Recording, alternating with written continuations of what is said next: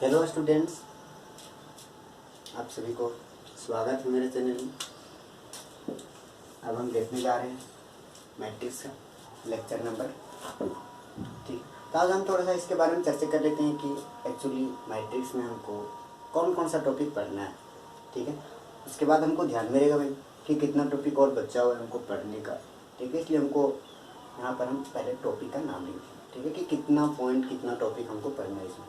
ठीक है, तो मैट्रिक्स में हमको मात्र 5 टॉपिक पढ़ना है। बहुत छोटा चैप्टर है।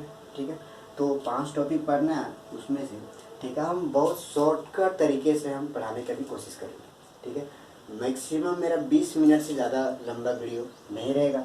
ठीक है, और कोशिश रहेगा छोटा वीडियो में बहुत कुछ हम बता देने की हम कोशिश करेंगे। ठीक है, आप ध्यान से पढ़ें। ठीक है, आप चैनल पर बने रहें।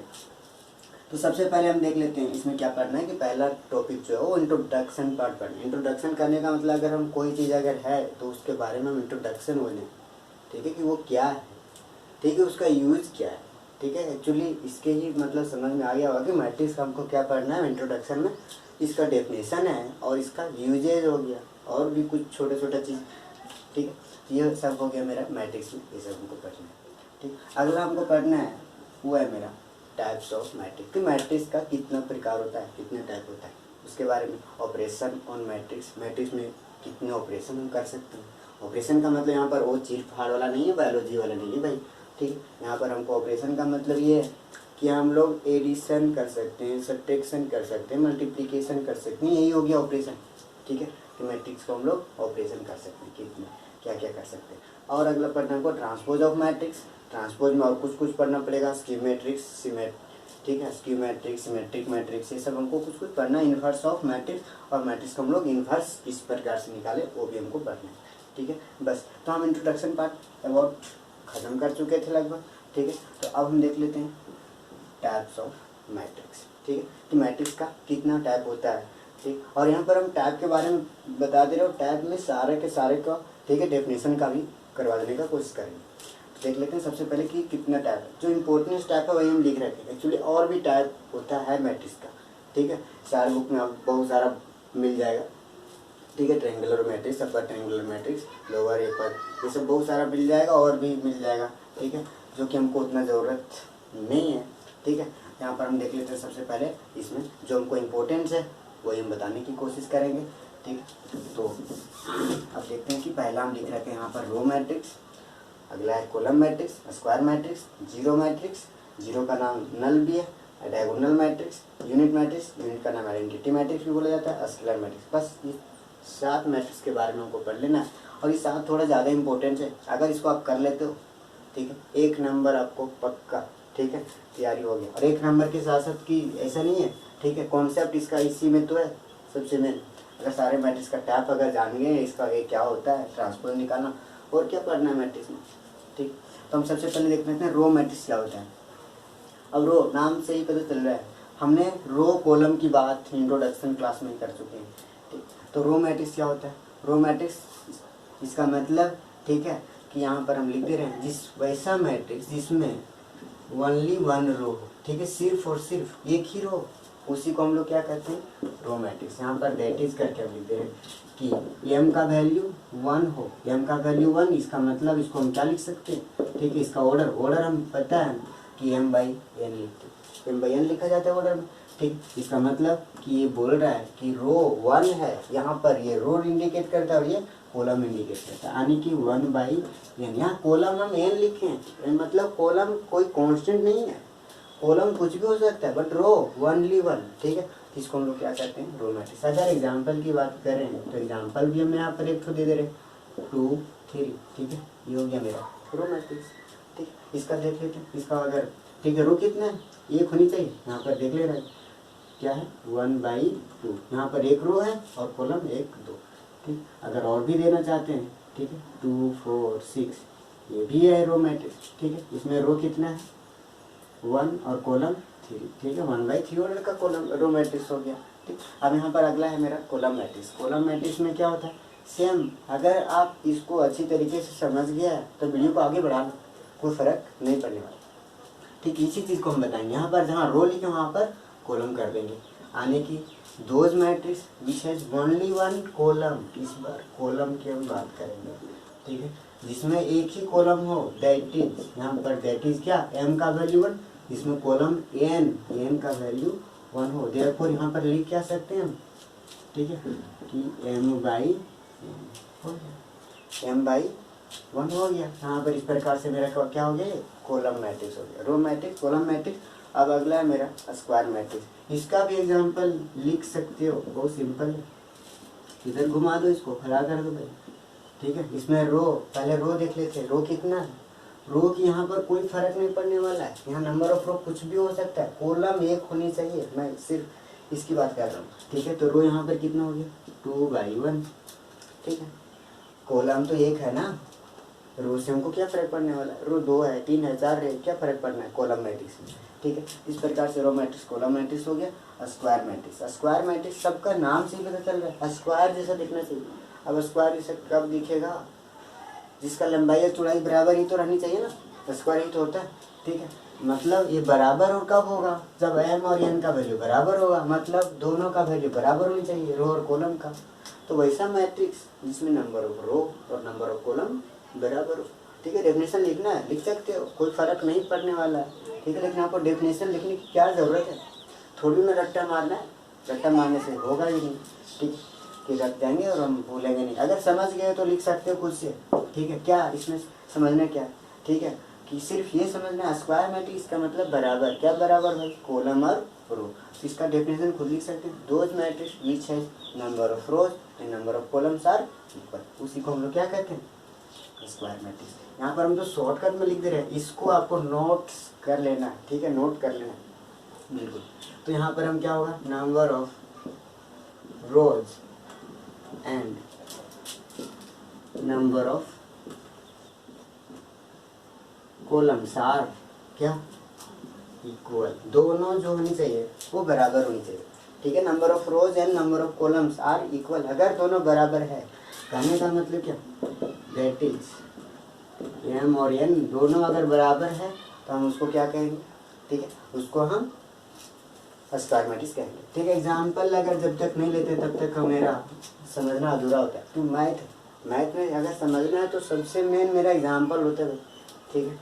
देखते हैं, नंबर ऑफ रोज और नंबर ऑफ कॉलम बराबर, इसका मतलब कि वैसा मैट्रिक्स का एग्जाम्पल लेना है जिसमें नंबर ऑफ रो और नंबर ऑफ कॉलम बराबर हो। कुछ भी एलिमेंट से क्या फर्क पड़ता है, एलिमेंट तो कुछ भी ले सकते हैं, 1 0 2 5। अब इसका थोड़ा ऑर्डर देख लेते हैं, ऑर्डर, ठीक है, ऑर्डर ही तो है 1 2, ठीक है। रो 2 हो गया, कॉलम 1 2, 2/2 ऑर्डर हो गया मेरा स्क्वायर मैट्रिक्स। एक और अगर एग्जाम्पल लेना चाहते हैं, ठीक है, ले लो, 1 3 4 5 6 -2 0 8 7, ये भी हो गया मेरा स्क्वायर मैट्रिक्स, ठीक है। अब यहाँ पर ऑर्डर चेक करो, ऑर्डर 1 ठो रो 2 ठो रो 3 ठो रो, ठीक है।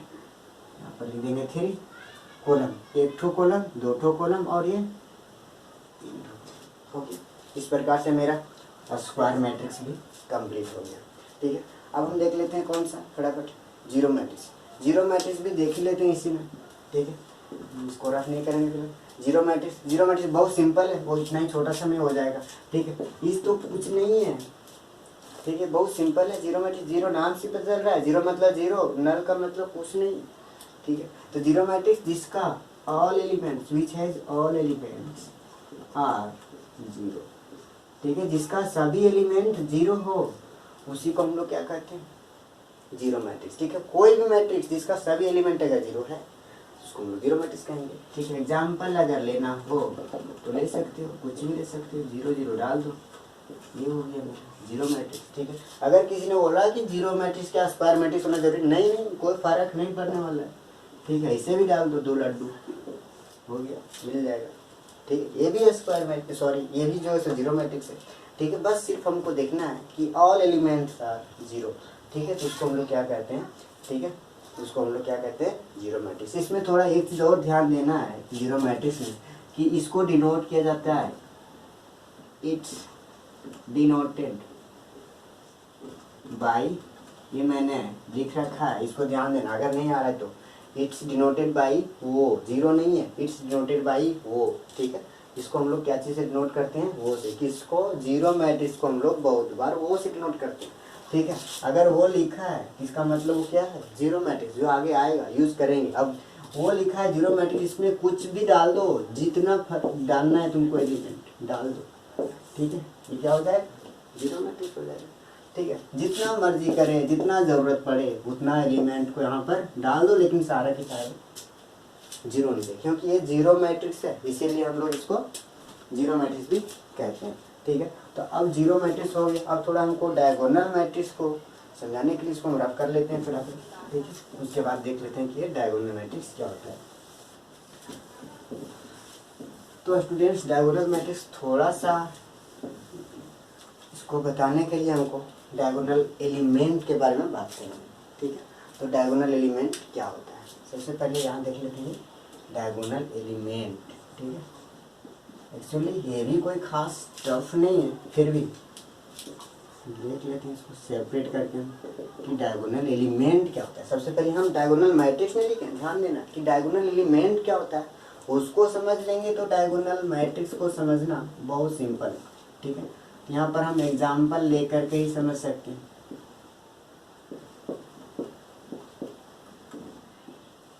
ठीक है। हमने यहाँ पर एक मैट्रिक्स का एग्जाम्पल लिया। अब यहाँ हम डायगोनल एलिमेंट किसको बोलेंगे, डायगोनल का मतलब तो जान रहा होगा सब कुछ, ठीक है। डायगोनल का नाम तो सुना ही है। तो डायगोनल क्या होता है, डायगोनल मतलब एक तो स्क्वायर बना दो, चाहे तो कुछ भी बना दो, रेक्टेंगल बना दो, जो बनाना है बना दो भाई, और बीचों बीच में इस प्रकार से डाल दो, इसी को क्या कहते हैं, डायगोनल कहते हैं, ठीक है। तो अब यहाँ पर भी वही है, लगभग वही है और कुछ नहीं है। यहाँ पर अगर डालना चाहेगा कोई डायगोनल तो बोलेगा कैसे डालेगा, अरे कैसे डालेगा, लेकिन सिर्फ यहाँ पर ये है कि एक ही तो डालना है, वो लेफ्ट टू राइट, ये, ठीक है। यानी कि ये जो मैंने गोल गोल बनाया, ठीक है, और इसके अंदर ये एलिमेंट जो दिख रहा है, जो उसके अंदर गया, ये 5 गया, इसका मतलब कि आधा चल गया, इसका मतलब आधा नहीं है, ठीक है। बस उधर ये तीनों एलिमेंट, ठीक है। ये 3x3 ऑर्डर का मैंने मैट्रिक्स लिया है डायगोनल एलिमेंट समझाने के लिए। तो इसके अंदर जो एलिमेंट गया, ये डायगोनल जो खींचा, ये इधर से नहीं खींचना है, ठीक है। ये चीज़ ध्यान देना है, ठीक है। यहाँ पर ये सारा एलिमेंट, ये तीनों के तीनों एलिमेंट को हम लोग क्या कहेंगे, डायगोनल एलिमेंट्स कहेंगे, ठीक है। और जो बाहर है, जो बाहर है, ठीक है, ये घर के अंदर नहीं है बट एलिमेंट तो है ना मैट्रिक्स का, उसको हम लोग क्या कहेंगे, अनडायगोनल, ठीक है। उसको हम लोग क्या कहेंगे, अनडायगोनल एलिमेंट्स। हाँ, तो अनडायगोनल चाहे तो नन डायगोनल, जो मर्जी करे बोल दो भाई, ठीक है, बात बराबर है। इस प्रकार के एलिमेंट को हम लोग क्या कहेंगे, अनडायगोनल एलिमेंट, या तो नॉन डायगोनल एलिमेंट, और इस प्रकार के एलिमेंट को डायगोनल एलिमेंट, ठीक है। एक्चुअली डेफिनेशन इसका कुछ और है, बस मैं तरीका समझा रहा हूँ कि डायगोनल एलिमेंट को पहचान लो, ठीक है। तरीका ये है कि बुक में डेफिनेशन के अनुसार कि वैसा एलिमेंट जिसका पोजीशन कहने का मतलब समझ में आ जाना चाहिए कि जो एलिमेंट है वो किस रो के किस कॉलम में, आई और जे, ठीक है, आई और जे, जिसके बारे में हम बात कर चुके हैं पहले, ठीक है। तो देखते हैं आई और जे, मतलब ये अगर 3 के बारे में अगर कोई पूछा जाए किसी से, 3 कहाँ है भाई 3, तो 3 जो है मेरा, तो कहाँ पर है, ये 1 1 यानी कि पहला रो का पहला कॉलम में, इसको क्या बोलेगा कि ये 1 1 में है, ठीक है। इसका मतलब ये दोनों बराबर होनी चाहिए, आई और जे का वैल्यू बराबर, बस यही होता है डायगोनल एलिमेंट का डेफिनेशन, कि वैसा एलिमेंट जिसका आई और जे बराबर हो पोजीशन में, ठीक है।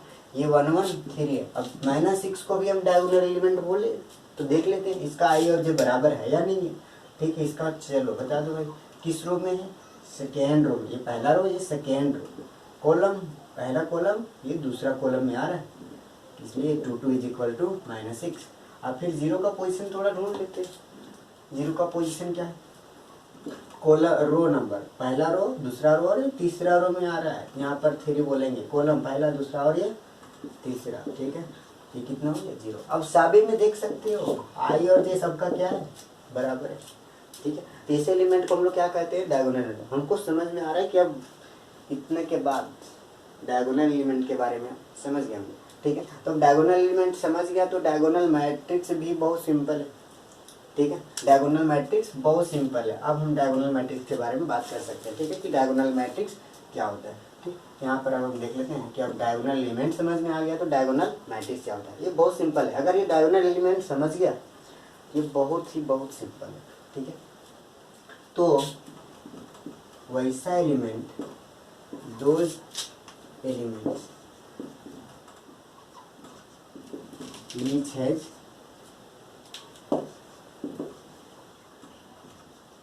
डायगोनल एलिमेंट, सॉरी ठीक है, डायगोनल नहीं, यहाँ पर हम अन जोड़ दे रहे, अन डायगोनल एलिमेंट। ठीक है, अन डायगोनल एलिमेंट्स एलिमेंट्स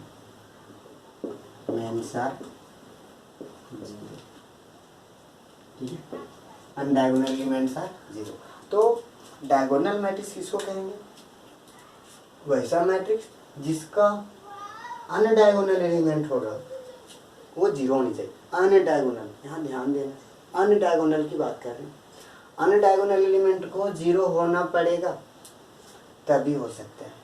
ठीक है, और एक चीज़ और, इसे यहाँ पर हम डेफिनेशन में एक्चुअली नहीं लिखे, ये स्क्वायर मैट्रिक्स भी होना जरूरी है। ठीक है, वैसा स्क्वायर मैट्रिक्स, ठीक है, वैसा यहाँ पर those square matrix which has, ठीक है, दोज एलिमेंट्स, ठीक है, which has non diagonal elements are zero. ठीक है, दोज स्क्वायर मैट्रिक्स यहाँ पर लिख सकते हैं हम अगर, तो those square matrix which has all elements, ठीक है, एक्चुअली ये गलत हो चुका है थोड़ा, ठीक है, दोज स्क्वायर मैट्रिक्स, यहाँ पर हम स्क्वायर मैट्रिक्स लिख देते हैं, दोज स्क्वायर मैट्रिक्स, ठीक है, those square matrix which has non diagonal elements are zero, ये करेक्ट है। ठीक है, तो इस जैसे एग्जाम्पल लेंगे तभी हम समझ में आ पाएगा। ठीक, यहाँ पर जैसे एक तो क्या ले लेते हैं हम, क्या बहुत बात कर रहे हैं कि अन डायगोनल एलिमेंट को जीरो होना चाहिए, और डायगोनल एलिमेंट कोई फर्क नहीं पड़ने वाला, इसको जो भी रखना है रख दो।